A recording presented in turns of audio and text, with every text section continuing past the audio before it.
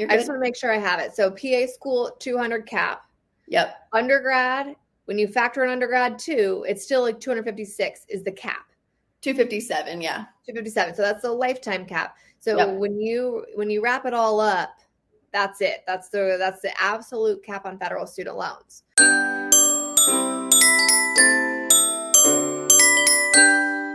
All right, how's everybody doing on this Thursday? Caitlin and I were just talking. I've been traveling. She's about to travel, and it like throws off my whole week. So I don't know what day of the week it is, but we're here. We made it. And you guys are here too. Awesome. I know summer's wrapping up and all these fun things, but let us know in the chat where you're from. We would love to know, because this is a little bit of a different webinar talking about money and finances, kind of where you're at in this process. Are you pre-PA, applied to PA school, waiting to start PA school, PA students, practicing PAs? Probably, I don't know if they'd be here, but we would love to hear just kind of a little bit about y'all. I'm in Georgia, Savannah, by the way. If you are coming here from Kristen and Caitlin's page, I am a dermatology PA in Georgia, and I also run the PA platform, which is a coaching website to help people get into PA school. Okay, so I see Chicago, New Jersey, applied in gap year, incoming PA student from California. Okay, so we have all coast. Perfect. North Carolina, New York.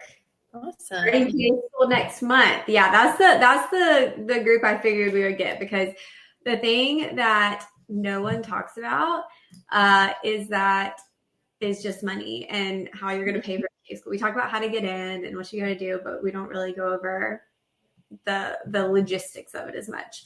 All right, I'm going to bring Kristen to the stage also. Perfect. Okay. Hi guys.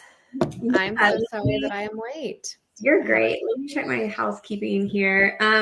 If you can't stay and hang out with us this whole time, that's totally fine. The replay will be sent out to you guys, and then it will go up on a link in YouTube to be sent to you too. So you can rewatch it anytime. We found that Google Chrome works best. So if you're having any technical difficulties, just do a quick refresh or try watching in Chrome. And then a couple upcoming events for the pre-PAs. Our next webinar will be on August 10th, and that's another live mock interview with both traditional and ethical questions. So if you are here in your pre-PA and you have an interview invite, go ahead and shoot me an email if you would like to volunteer. That's at 8:30 on August 10th. I haven't done an all call for volunteers yet, so I kind of like to give y'all first dibs if you want to do it. So go ahead and send it to me if you want to volunteer for that. And then MapCon, which I think Kristen spoke at MapCon last year, actually, which is like our virtual pre-health event. It's going to be on September 13th, and it's an all-day thing with lots of different talks on all pre-health stuff. So we'll send links to those in the email afterwards as well as some discounts for interview stuff if y'all need any of that. And yeah, I'll let Kristen and Caitlin go ahead and introduce themselves, and we can jump right in. Okay. I can kick off if you want. Doesn't matter. So I'm Kristen Burton. This is Caitlin Heil. She can intro herself too, but we're from the Millionaires of Medicine team.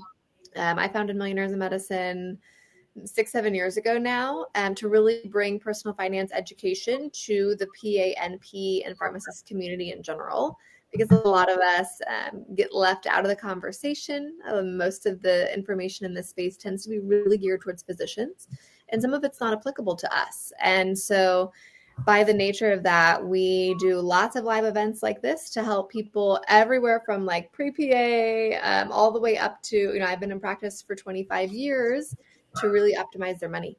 Yes, and I'm Caitlin Heil. I am a cardiology pharmacist by day, and then joined the Millionaires in Medicine team about 3 to 4 years ago. I kind of specialize in the student loan area of things, which, as you all know, has gotten increasingly complex.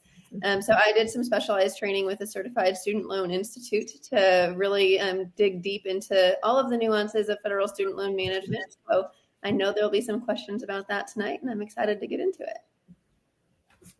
Awesome. Well, I don't know. Y'all don't have a presentation to put up right now? Yeah. Okay. I'm going to take me off so that they can see y'all better. And then I'll be on the side and I'll be in the chat for anybody who has questions.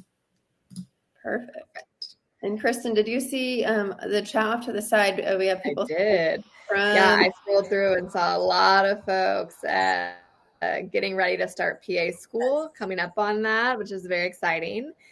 So this is great, honestly, because you have a really unique opportunity to maximize your money by starting now. So first, we have a lot, honestly, to cover and talk about, but we'll kick off by talking about what it looks like to move into PA school in a financially responsible way. And then once we get past that, we can talk more about the latest updates with legislature. So one of the key things that I want to mention is that when you are looking at PA school from the pre-PA school side, I can say this with love because I have been there. You have total blinders on. And in your mind, you're thinking, if I can just get into PA school and then subsequently complete PA school, everything will be rosy. I will earn six figures. Life will be beautiful. And we tend to not consider, particularly with student loans, what the back side of that will look like when you're completely done. So one of the most important metrics you can take into consideration when making any decisions, whether you're applying to PA school because I saw some of that, or you're already accepted, you're rolling, you're going, is what your debt to income ratio is going to be post-graduation. So that is a really simple metric. Debt to income, meaning in this instance, total student loan debt compared to first year annual income. That's your debt to income ratio. Now, it can be a little hard to figure out on the income side. You know, I've worked with brand new graduates who earn $165,000, $170,000 a year. I've also worked with new graduates who earn $85,000 a year as PAs. And so you have to look at, I think, to get a reasonable idea, what city do I plan to work in? Because we know that changes a lot of numbers. And what are the median starting salaries there in the field I want to work in? Well, that's a lot of variables, right? We know that you might not know all those things, but the best you can guesstimate that would be the denominator of your ratio or your equation. That top number is easy. Like add up whatever it is you plan to take out in student loans between undergrad and graduate school. Well, now you have your debt to income ratio. Caitlin will really talk about student loan strategy, especially for those with a high debt to income ratio, but I'll just prelim by saying this. The goal is to have a debt to income ratio less than 1. When you get into ranges of 2 to 1 or 3 to 1, meaning you have $200,000 in student loan debt, you're going to earn $100K. $300,000 in student loan debt, you're going to earn $100K. Those situations put you in a spot where you have two choices. One, deal with the fact that your student loan payment will suck the life out of your cash flow for 10 years. Or 2, go choose a job that qualifies you for public service loan forgiveness. Mm-hmm. If you don't love those options, don't have a high debt to income ratio. Okay. So we get asked this a lot. Oh, my dream program, it's very expensive, or I could go here, it's less expensive. What should I do? It's like, well, there's more to the story than just PA school. The story begins in PA school, and the story progresses then to you having to navigate the decision afterwards. And so if you already know, if you're pre-PA and you go, I love dermatology, that is almost always private practice. There are PSLF qualifying positions, but they're rare. And so you should already know, wow, I can't afford to have that debt to income ratio of 2 to 1 or 3 to 1 because I'm not going to be someone who wants to go work for the hospital to get myself a qualifying employer, right? Mm-hmm. So those things, those kind of considerations really should happen in the pre-PA moments. I didn't have any of that insight when I was a pre-PA. I had no idea what I was doing, no clue about student loans. But that's exactly why you're here, right? So that you can have the leg up and be in a better spot than I was. Do you want to add to some of that, Caitlin? I do. So my dog also apparently wants to add to it. So I think one thing to think about is like when you're thinking about what that first year income is going to look like, I would be a little bit more on the conservative side. I think it's easy to say like, oh, I'm going to work in Durham and I know somebody in Durham making 180, so I'll probably make that too. Be conservative, look up the average. You can use tools like glassdoor.com, salary.com. There's a lot of great tools to look at that salary data. But you want to be a little bit more conservative when you're looking at what you think your first year salary will be. And then I think this can be a really helpful tool as you're comparing PA programs. We know that their tuitions can look very different. The cost of living in different areas can look very different. Maybe one program gives you the opportunity to live at home, and so you can really minimize how much you're taking out for housing expenses. So as you're comparing multiple programs that you're applying to, calculate out what would my debt to income ratio be if I went to program A versus program B versus program C. And that should be one of the factors that you're considering as you weigh your different options. Mm-hmm. Absolutely. And I'm going to actually share a link in the chat. There is a new source for data on PA salaries they have only been around since January of this year, but they're actually incredible and far more nuanced than any of like Glassdoor, salary.com, ZipRecruiter, anything like that. This is a healthcare specific platform. And so they only have maybe like 1,600 PA salaries right now, but they have 30,000 used on the platform. All of them are clinicians, and their salary data is better. So it's Merit Health. I dropped the link there. It's a great resource. They tell you how long the person's been in practice when the salary is posted. So you can look at that and say, okay, so this person is, 0 to 1 year of experience. This is what they're earning. This is where they live. And it tells you too, is their employer an academic medical center or a hospital or private practice? So you can start to get an idea, are these PSLF qualifying jobs or not? All of that will be very helpful. The more you do some of that pre-planning and really exploring what the earning side will look like, the easier it is to project the money side as well. Mm-hmm. Now, Caitlin, I know we have a lot of people who are probably quite concerned about the new caps on federal student loans. Do you want to fill us in on that piece? Yeah, sure. So with the passage of the big, beautiful bill, there are some new annual as well as like aggregate and lifetime loan limits. So for anyone borrowing after July 1st of 2026, which I would imagine just about everybody on this call today falls into that bucket. If you're doing a graduate program, which is not PA, but let's say you decide you pivot and you're going to do a master's program in like social work or something. That has an academic year max of $20,500 for federal student loans and an aggregate total of $100,000. Now, for professional students, which is what PA school would fall under, you can take out up to $50,000 a year or a max of $200,000 for your professional degree. Now, there's a lifetime limit too, and so if you have loans from undergrad, this is important to think about. That lifetime limit for all borrowers is $257,500. So keep going. Oh, did you want to say something? I just want to make sure I have it. So PA school, 200 cap. Yep. Undergrad, when you factor in undergrad too, it's still like 256 is the cap. 257, yeah. 257. So that's the lifetime cap. So when you wrap it all up, that's it. That's the absolute cap on federal student loans. Yep. Which, if you look at median starting PA salaries, is a debt to income ratio of 2 to 1. Yep. Right. And so our goal would be that people aren't borrowing above that anyways. However, we recognize that is a tricky thing to do. Mm-hmm. My PA school tuition and associated expenses, not room and board, just, buying like all of the medical equipment, the white coats, the blah, blah, blah, $161,000. And so that was pretty close to that 200K cap. And that was more than a decade ago. There's been some tuition inflation since then. Yeah. And my pharmacy school, for example, was, if I was out of state, it would have been $48,000 a year for tuition.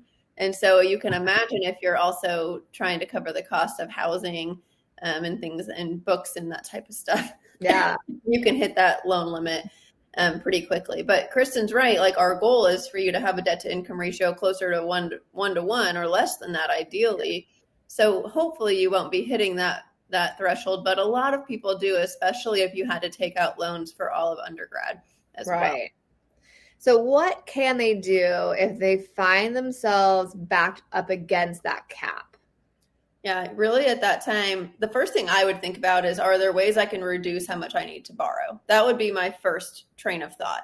Maybe that's applying for scholarships and applying for like as many of them as you can possibly find. Maybe that's like, can I work part-time while in school or over the summers during the breaks to help save up enough to minimize if I need to pull out? I would get creative from that standpoint.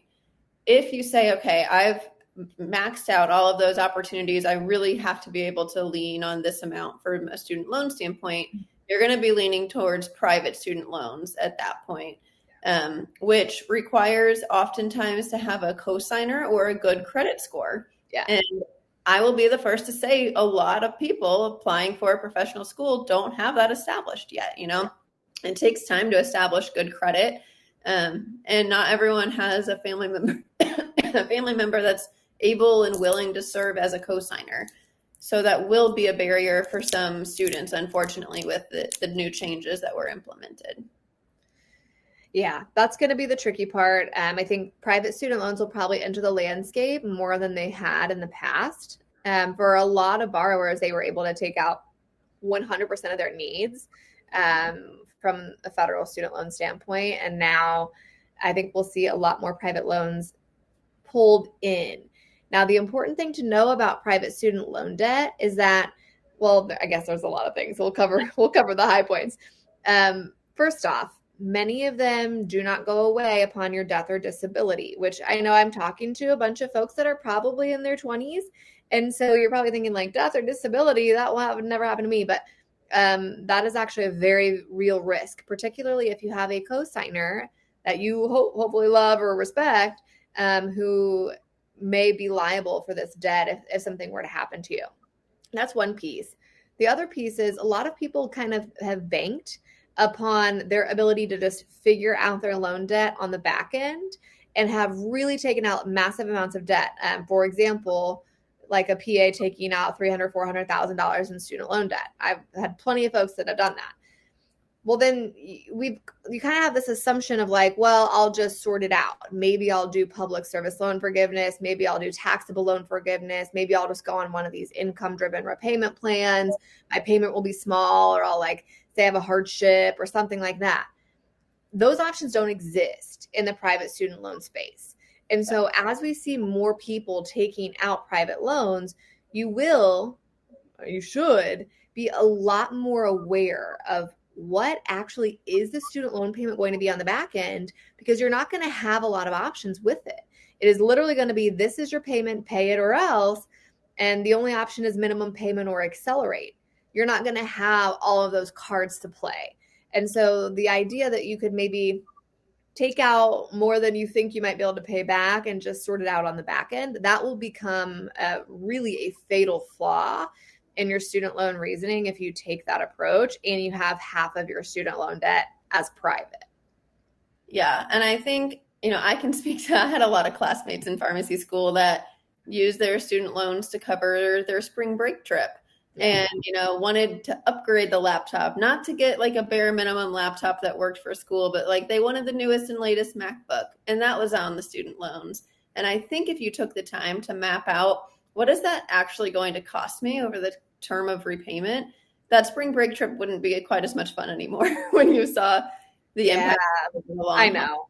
Be thoughtful about what you're using student loans for and like how much you're paying in your overhead when you're in school. So like be very strategic from a rent standpoint. That's going to be your largest overhead, and you don't need to be in like the fanciest apartment during this time frame because you're paying that rent plus probably 6 to 7% interest on that payment, right? Yeah. So if you can have a roommate, if you can get creative and minimize that in any way, you will be thanking yourself later. Also, you're not going to have any time to do anything anyway. So like you might as well minimize your overhead and just make an apartment that works. Honestly, we say this from a position of love. Like, I'm not saying I'm perfect. I used my student loan money to pay for $200 hair appointments. It was stupid. I did it. we're saying this from the other side of things of like, hey, look, it does actually get pretty messy on the back end if you're doing these things while you're in school. So you do have to balance like, okay, you are going to need some joy. You are going to need to like have some downtime and things that like will help you get through, but you do have to be really mindful. And like Caitlin mentioned, the two big overhead expenses of housing and transportation are the two biggest levers. If you control those, if you can say, I'm going to like go into this, rent a house with 3 roommates, and I'm going to drive a paid for car that's like an $8,000 car, but it runs and it's reliable enough for clinical rotations. Well, then like you don't have to feel bad about going to Starbucks or like grabbing Panera or something because you have the main stuff covered. And so the little expenses, then you can kind of like let those ebb and flow, which honestly helps, I think, more from a mental health standpoint to be able to feel like you can do some of that smaller stuff and not have that guilt for it. Yeah, I definitely agree. I think if you can rein it in those two big categories, then you can do the like treat yourself moment of like, okay, I just finished like final exams. I want to get a pedicure, like whatever it is for you. Yeah. Like that's what's going to fill your bucket from a mental health standpoint. It's probably not going to be like this really nice, glamorous apartment or like driving a really brand new vehicle as a PA student. Not necessarily at that time. Avoid those things. Avoid those things. And honestly, even like if you can go into PA school recognizing, hey, I'm in a season or I don't have any money. And that's okay. Like, it doesn't mean you don't have good memories. I have some of the best memories from like trips I did or things I did during that time. They were all very like budget friendly, but like you can have a lot of fun. But then carry that forward. I think the absolute best thing any PA can do for themselves is that very first year of clinical practice when you come out and you're like, phew, I made it. I got the income. I got everything. Leave that mentality of like, I'm still broke. Leave it for just a year. If you can allow yourself to really like keep that overhead really reined in, the car, the house, and keep the travel budget friendly, you can actually really set yourself up well financially out of school. Trust me, I say, like, we've talked to thousands of medical professionals about money, and the spectrum of new PAs, like where you land with money in the first 2 to 3 years is crazy. Like, we'll have people that are 3 years out of practice. They're already making close to 200K because they've been really strategically negotiating. They already have like $100,000 invested.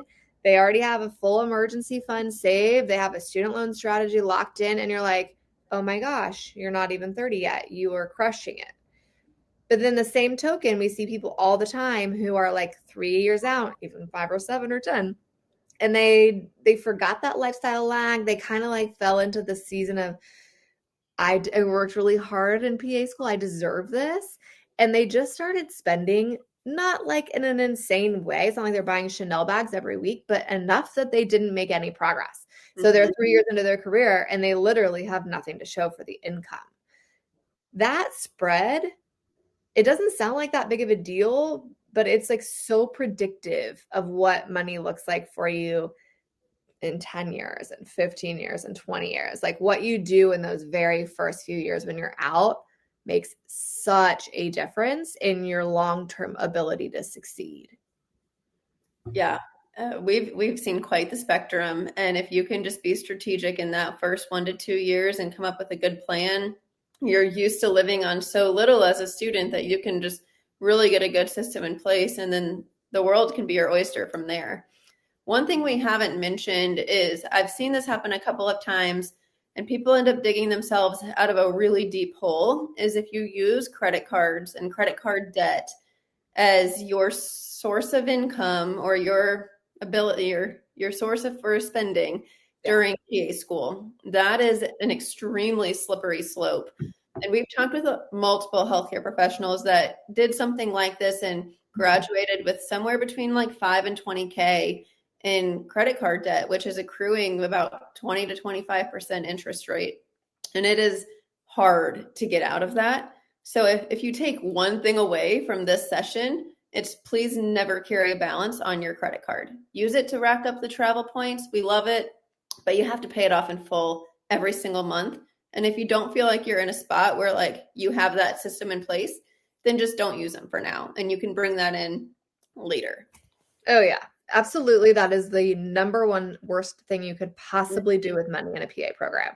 Yep. I actually spoke with a PA with $70,000 in credit card debt on graduation. She had used it for all living expenses the entire duration of the program. I talked to a nurse practitioner with almost the same amount in credit card debt. She put her entire graduate program on credit cards. Ugh. Don't do any of that stuff. If you need more money to live, you would be better off to take out private student loans, Mhm. have a higher debt to income ratio than use credit cards, because the interest rate makes such a big difference. And even with private student loans, even if you get stuck paying like 8%, that is far superior to paying 22, 28, 32% on a credit card. So that is like the number one absolute worst thing. Don't do it. And if you cannot pay it off in full every single month, literally just don't even use the card for anything. So passionate about that. It's one thing to come out of school with a lot of student loan debt. We all do it, right? Like you can figure it out. It's another thing to come out with a lot of student loan debt and a lot of credit card debt. It just sets you behind, and it's just, yeah, if you can do anything under the sun to avoid it, please do. Caitlin, what would you say is the number one thing you would tell, like if you were talking to a PA student in a program, like here's my number one money tip for you in the absence of an income, living on loans, that kind of thing? I think we've touched on minimizing like the big two overhead expenses of housing and cars. I think that within itself is a huge contributor to your future success. Yeah. I think getting in the habit of budgeting, even though your budget's going to look a little different, right? If you don't have earned income, but getting in a habit of tracking your expenses and knowing where your money is going will be so helpful when you graduate and all of a sudden you do have a significantly high income, and now you have that built-in habit of tracking your expenses and being really intentional with your spending. And especially when you're living in this phase of not having a source of income, it's even more important now than ever to know what you're spending money on and how much is going to different areas. It also really helps you plan your student loans. Yeah. Because even like when you're doing a budget, you kind of do have an earned income. It's whatever you like pulled from your student loan, like lump sum to spend off that month.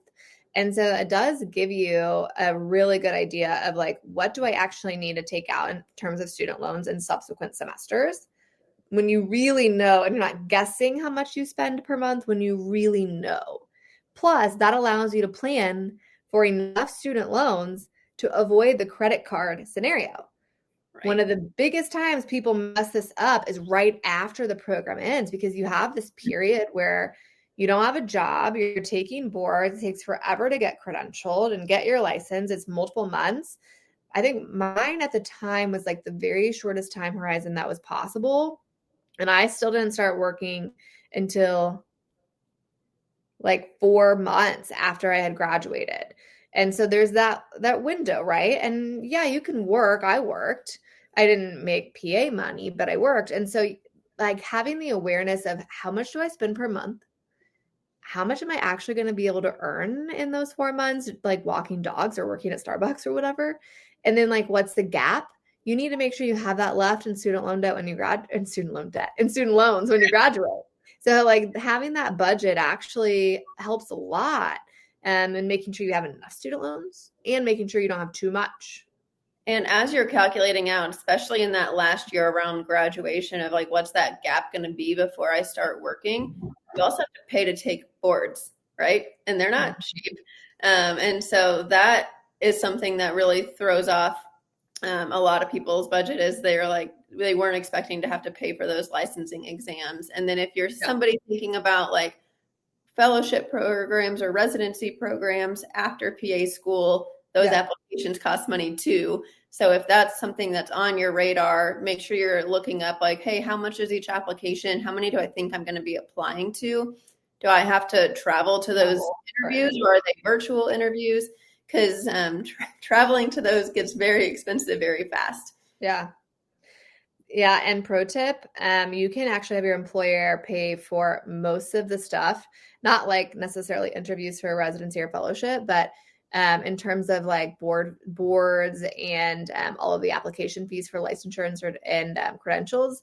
I already had a signed contract before I even graduated PA school, and my employer just accepted receipts that whole time. I paid first, and then they reimbursed me for all that on my first paycheck.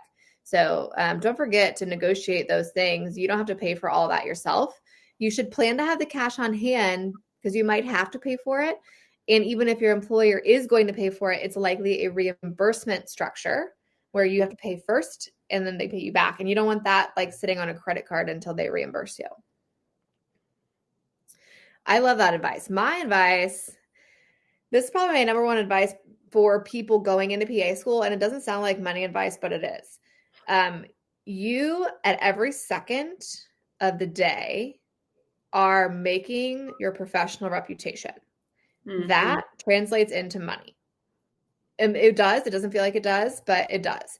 Like when you go to PAs, at least in my experience, when you go to PA school, there'll be a bunch of people that will like roll up in sweats and they'll just kind of be a hot mess every day. And they're okay with that. And then there'll be like a few people that don't.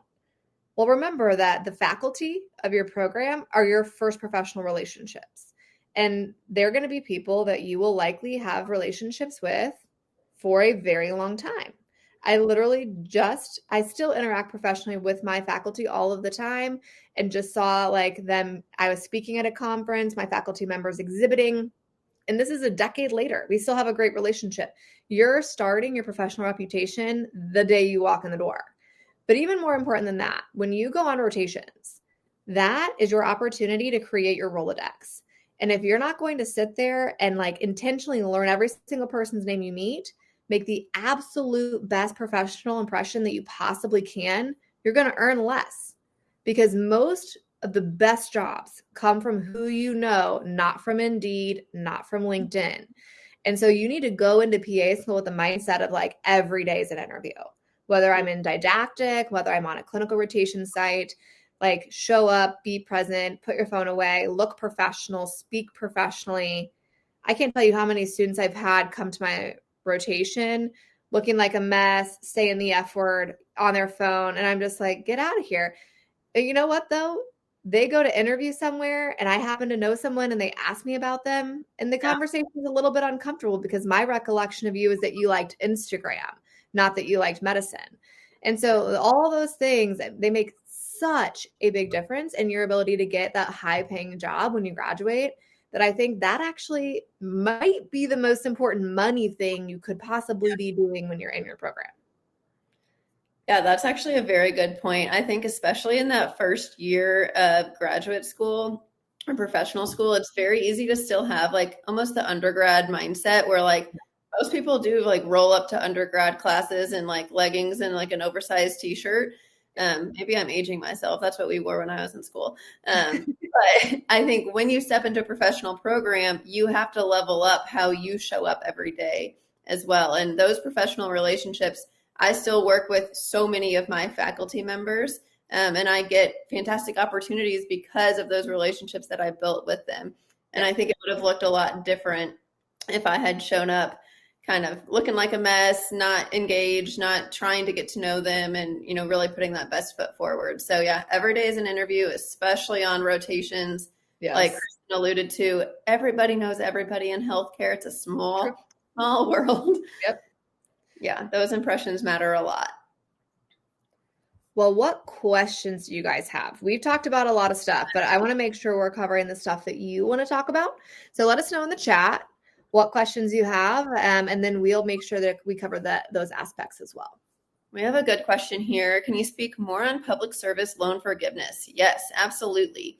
So this is a program available for federal student loans only, but essentially what you need to do is work at a non-for-profit or a government employer and be on an income-driven repayment plan and make 120 payments. You have to do some paperwork to prove those things. But essentially, after you make 120 qualifying payments, your remaining federal student loan balance is forgiven tax-free. So I've worked with many people who are on track to have multiple hundreds of thousands of dollars in federal student loan debt forgiven tax-free, which is life-changing, to say the least. So it can be a really, a really great tool. You have to stay on top of the paperwork and you have to make sure you're at a qualifying employer. There's a really cool tool online, actually. If you just Google PSLF employer eligibility search, Federal Student Aid's website, you can type in like your employer or prospective employer and make sure that they qualify. Yes. Great program. By the way, as I'm looking through the chat, Kayla is going to start PA school in Indiana. What program? Let us know. I'm in Indiana. I'm curious. All right, we got another question. Emma, can we discuss direct unsubsidized loans versus direct plus loans? Yes, we can. So subsidized loans basically means they're not going to be accruing interest while in school, and then unsubsidized means you are accruing interest while you're in school. So some of the access to those, the subsidized loans is decreasing after the approval of the Big Beautiful Bill, but most loans are going to be unsubsidized moving forward. Was that the question, or was there more to it? That was the question. Let's see if you have any clarifying questions on top of that, let us know. Kayla's going to Taylor University. Oh, that's awesome. I was Butler. This is my alma mater. All right, what else do you guys want to talk about? Oh, someone asked, once you pay off your student loans, how do you recommend saving money? I have a Roth IRA, but beyond that, what do I do? First off, you're a beast. I think if you're pre-PA, you already have a Roth IRA, that's freaking awesome. Yep. Go to the bathroom, give yourself a big pat on the back. Great question. First off, I say this in love, there's a flaw in your question. You shouldn't first decide to pay off your loans and then save. What you should actually do 99.9% of the time for PAs is pay off your loans while saving. Very important note to make. We're all super late to the investing game by the nature of it, right? We spend a long time in undergrad, graduate school. It takes forever to get the job. And so once you do, you're like quite a bit behind, the electrician who is able to go to trade school, quite frankly, earn six figures by the time they're 20, and then start investing really, really young, where you're probably much, much later. And so for almost all PAs, you really need to start investing from that very first paycheck. And you need to find a money plan that aligns your student loan strategy and your investing system. Now, when you're early on professionally, as you alluded to, a Roth IRA is one of the best accounts to utilize. The way that account works, it's an investment account. It is technically a retirement account, and it is not associated with your employer. You would open this on your own. You invest money that you've already paid your income taxes on, right? So you got paid, you already paid your taxes, you invest, the money grows, tax deferred, and then on the back end, when you take the money out, it's tax free in the future. And so the real benefit to a Roth IRA comes from that back end tax free status. So the people who leverage that the most are people who fund their Roth IRA in years when they're in a lower tax bracket. And so anytime that you're a student, then you're in the lowest of the lowest tax brackets, right? Because we all know as soon as you graduate, you're going to earn six figures for the rest of your life until you retire. So those years are great for Roth IRA funding. The tricky part is the Roth IRA has a rule that requires earned income. And the contribution limit is for 2025, $7,000 cap, or your earned income, whatever is less. And so if you work at Starbucks and you made, $4,000 for the year, your Roth IRA cap for the year would actually be $4,000. If you made $15,000, your cap would be $7,000. So those things may make it difficult for a student to contribute if you don't have any earned income at all. But even as a brand new graduate, it's likely your starting salary will be your lowest salary ever. And so those years are great years for Roth IRA contributions. They're also great years for people to make Roth 401k contributions, unless you're doing public service loan forgiveness, which is a whole nother topic. Yeah. We had a clarifying question about PSLF. How much typically is 120 payments? So if you have no breaks in getting those qualifying payments, it would take you 10 years. Now, if your question is how much will I pay over the course of those 120 payments, that depends on your income, because your income is what is going to determine your student loan payment if you're on an income-driven repayment plan. Now, it's not just your income. It's also, Kristen kind of alluded to this, but any pre-tax investments that you're doing. So we can talk strategies on how to make those payments lower, but it's basically based off of your income. And so it looks different for everybody. So I can't tell you an exact amount of how much you would pay over those 120 payments. I see a question from Shiv. Would you do direct unsubsidized loans first before grad plus loans? So that's the general structure that most people take. Direct unsubsidized loans don't require a credit check and tend to have a little bit lower interest rate and lower loan origination fees, where grad plus loans tend to have a credit check requirement, maybe a little higher interest rate, a little higher origination fees. So the classic structure that commonly is used is that you would use direct unsubsidized loans first, followed by direct plus loans afterwards. Yes. And then Jenna asked, is the cap for federal student loans the aggregate for new borrowers after July 2026? That is how the bill currently reads to me when I read like the actual legal writing on it. They are still ironing out a lot of the implementation details. And so from everything I have seen thus far, I think that aggregate limit or that lifetime limit starts for new borrowers July 1st, 2026. But I can't say that with 110% certainty because they're still figuring out all of the implementation logistics here. But that's how it sounds as of right now. This is a good question. How much should we have in our savings account before entering PA school? Tips on budgeting, housing, and food savings. Food savings is a hard one. You know what? Honestly, a lot of people go into PA school with like no money in savings. And I really think like, if that's you, that's common. That's okay. I don't think you have to like beat yourself up over that. I personally went into PA school with probably like $5,000 saved. I had really good jobs in undergrad and I worked a lot. And so I was able to save up a decent chunk of change. And honestly, I kept that through most of PA school as an emergency fund and I really didn't spend it. But it made me feel better that it was there. The only way I was able to accrue that though was by finding some high paying jobs in undergrad and being willing to like hold on to some of that money rather than spending it on spring break. So there's no number that's like, you should have this. Do the best you can.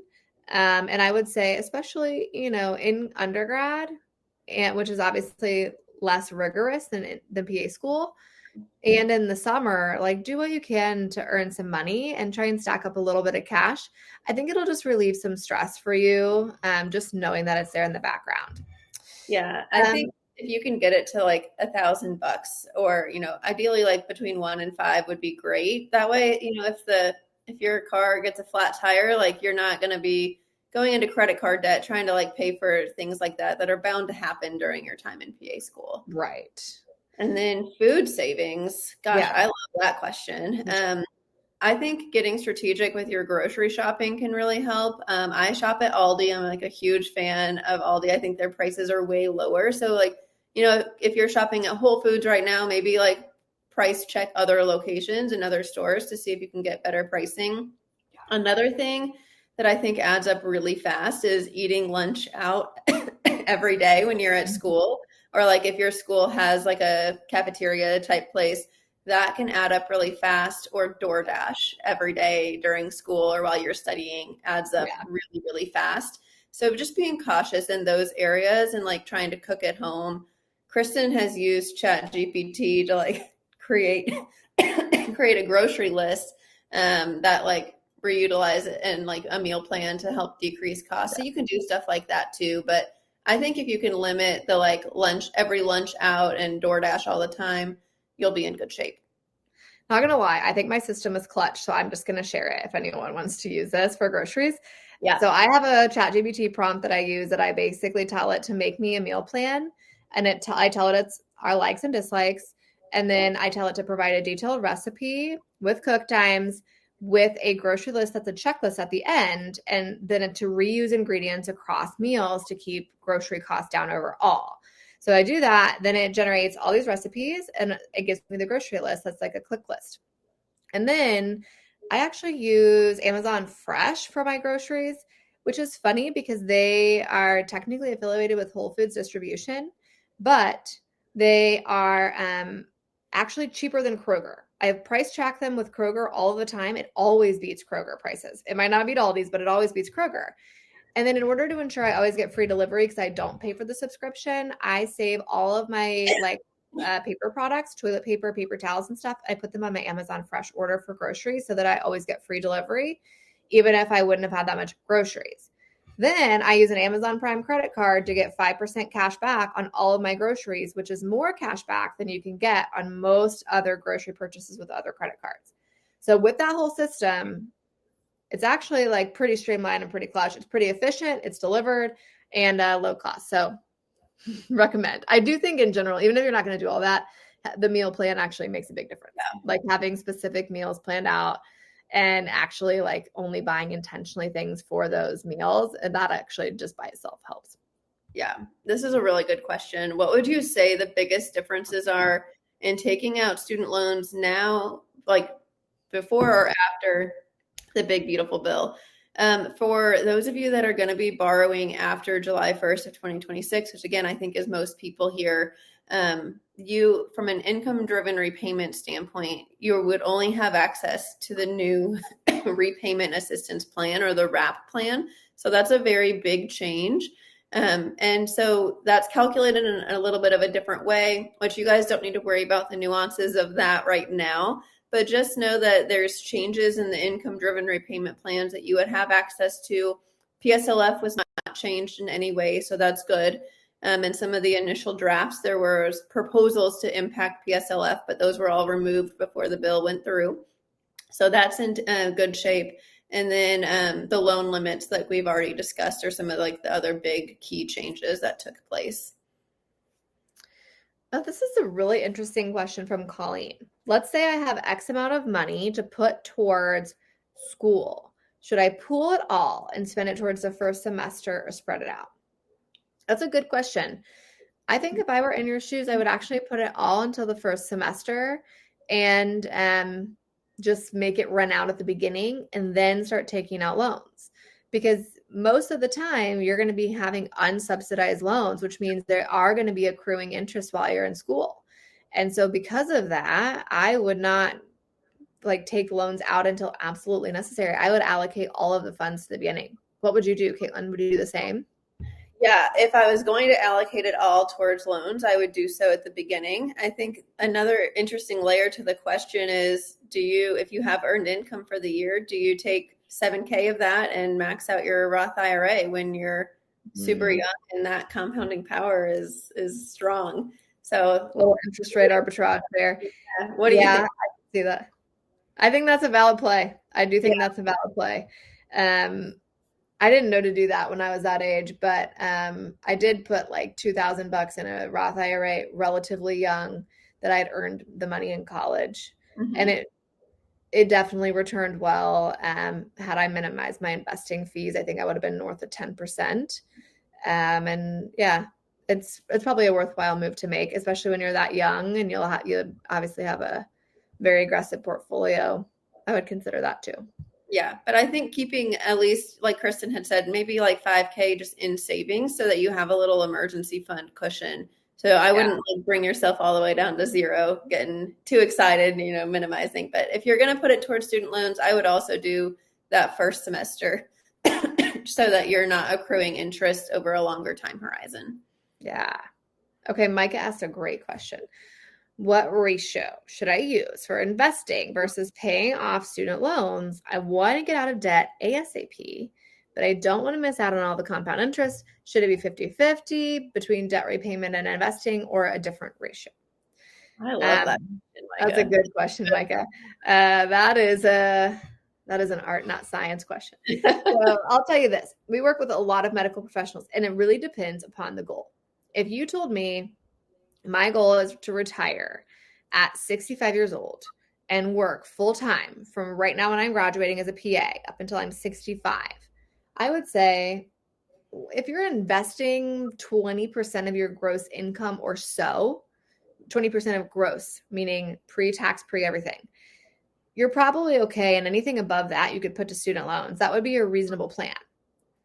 If you told me, hey, Kristen, I actually want to go part-time in 5 years when I have kids, and then I hope to retire at 50 instead of 65, I would say investing 20% of your income won't get you even close to that.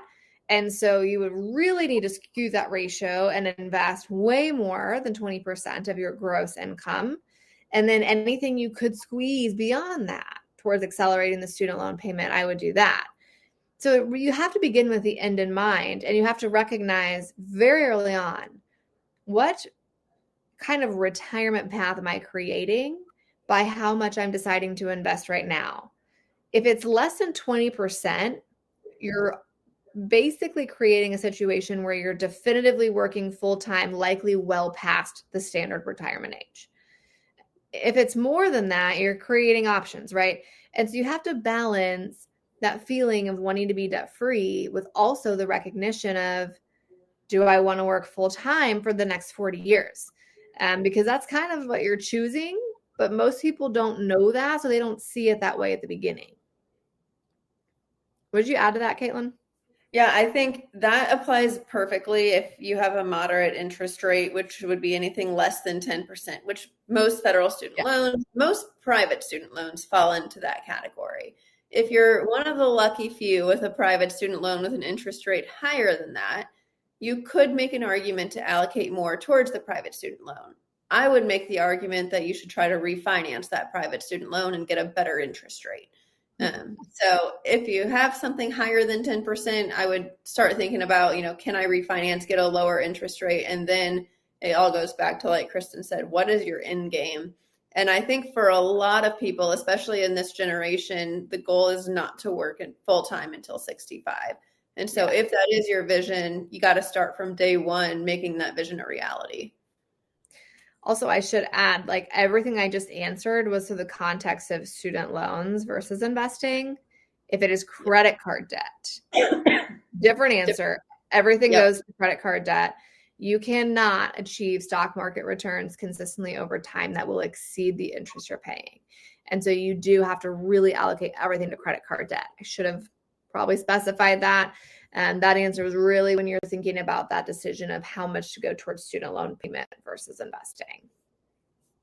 Okay, Allison asked a really interesting question. So with the big, beautiful bill passing, can you take out, if you're starting school in August of 2026, can you take out loans before that July 1 cutoff in preparation for it?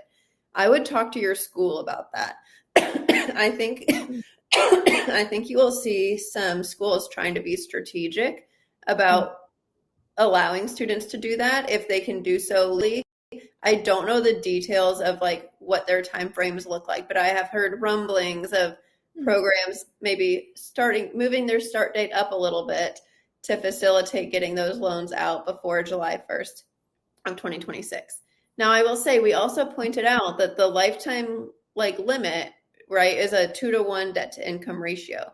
So your primary goal should still be how can I minimize how much I'm taking out to keep that debt to income ratio reasonable. Right. If you have to take out more, I think talk with your program and see how they're going to be handling that. I think some programs might try to get a little strategic with it. We'll see. There was a question. This is a good one. When you say investing 20%, do you mean all into your Roth IRA, or where are you investing that? So most of the time you can't actually, because if you earn $100,000 a year, 20% of that means you would be investing $20,000 a year, and the maximum for Roth IRAs is $7,000. And so you end up having much more into your investing system than that. We don't have time to get into the nitty gritty, but the average medical professional who's really doing well from an investing standpoint likely has at least 4, if not 5 different investment accounts. And the Roth IRA might only be one of them. This is a really good question here. Is it likely for employers to have a student loan payback compensation option when signing on as a new PA? Yes, we have seen quite a few of those. First and foremost, if your employer is PSLF qualifying, that's important to know. I will say the VA system, if that's an area that you'd be interested in working in, they have a fantastic student loan repayment option, and they're also PSLF eligible, and so that can kind of be like a really cool strategy if you know you have a high debt to income ratio. The VA is a great system to get into in that regard. Yeah. Good question from Gabriella here. Can we talk about the National Health Service Corps scholarship? Yeah, it's a beast of a scholarship. If you can get it, do it. It's hard to get. It's PAs, NPs, I think MDs, DOs. They cover everything. Full tuition. They give you a tax-free living stipend. And it's like, I think 1 year of service afterwards per year funded of school. So for most PAs now, that's 2 years. And then you can get out completely scot-free. Actually, I personally know a PA who had the National Health Service Corps scholarship, who worked through PA school, which is hard to do, saved her entire stipend, graduated in completely debt-free, did 2 years of service and family practice. By the end of year one, she'd already bought an investment property because she had saved so much from that tax-free stipend, and then went out and worked and hustled and like had no loans, had cash flow and rentals, literally year one as a PA. So if you can pull that scholarship off, it's a great opportunity, but it is a tricky scholarship to get. They get a lot of applicants. Yeah. All right, I jumped in because I know we're getting close to end of time, and like questions could go forever and ever and ever. But the good news is y'all can find the answers to a lot of these questions by following Kristen's account, Millionaires in Medicine, and it's linked on our social, and we have a collab post so you can find it, but we'll send it in the email after also. I don't know if this is a good one to end on in that direction. Any books recommended to become more financially literate for students, or just resources? Like we've said, this is not something taught. It's something I personally got very into after I graduated, but I wouldn't say it's necessarily something I feel comfortable teaching on. So that's why I don't talk about it that much on social. But there's so much out there that sometimes having just a couple recommendations can be helpful. Well, of course, I've got to plug our free community because we created it for this purpose, really. If you go to our website, millionairesinmedicine.com/community, we have a free school community. We have like 5,500 medical professionals in there, and we host live events twice a month with guest experts on all sorts of topics. They're all free. So you can come to any of our events to learn more stuff. I think that is a great way to stay plugged in about all of this. In terms of books, the Simple Path to Wealth by J.L. Collins is a great first read. It's really investing centered. There's not a lot about student loans. To be frank, you won't find a lot of student loan strategy in books. And to be honest, if you did find it in a book, it would be outdated. So that part, you kind of just have to come to live events, honestly, to learn. But in terms of investing, I would say Simple Path to Wealth by J.L. Collins. The book Think and Grow Rich is a fundamental mindset book about money. I highly recommend that as well. Caitlin, what would you add in terms of money books? I think Millionaire Mission is another good, like, it does a lot of money mindset as well, which I think is helpful. And then if you're more of a visual learner, Millionaires in Medicine also has a YouTube channel with a lot of like great visual aids and stuff. So if that's more your style for learning, I think that's really helpful as well. Yes, we can send all of those out too. Yeah, I always love hearing talks, even though I feel like I, have learned a little bit myself. Just to echo a lot of the things that y'all said, I definitely had the classmates who got Starbucks every single morning. And I was so jealous, but I also was so frugal that I was like, I could never do that. And I lived at home during PA school for the first year. That saved a ton of money, and I am going to have to try Kristen's ChatGPT menu tip. It's awesome. I've heard people do that. I just haven't done it. I'm so like, my husband jokes that like I'm way too frugal when really it's him, but it's me too. And like, I love the challenge of Like I do grocery delivery because I think it actually saves me money. And then we get the fuel points and we can save there. Like there's so many ways to save in little ways that add up. And starting to learn this now when you guys are just starting out, I think makes it a lot easier later on. Yeah. When you get a little bit bigger paycheck. So, well, this was fantastic. We'll have to do another one. And if y'all like this, while the student loan stuff may not be as updated, we have done prior talks in the past with Kristen. Those are on YouTube. So if you're like, I need more like right now, you can go find some of those older videos and get kind of some of the same content. And then this replay will be uploaded tomorrow for you guys to revisit. So I think it would be a good one to kind of go back and dive into some of those topics a little bit more on. For sure. Thank you for having us, Savannah. This was wonderful. Yes. All right. Bye, guys. Have a good Hope night, everyone everyone. has a good night.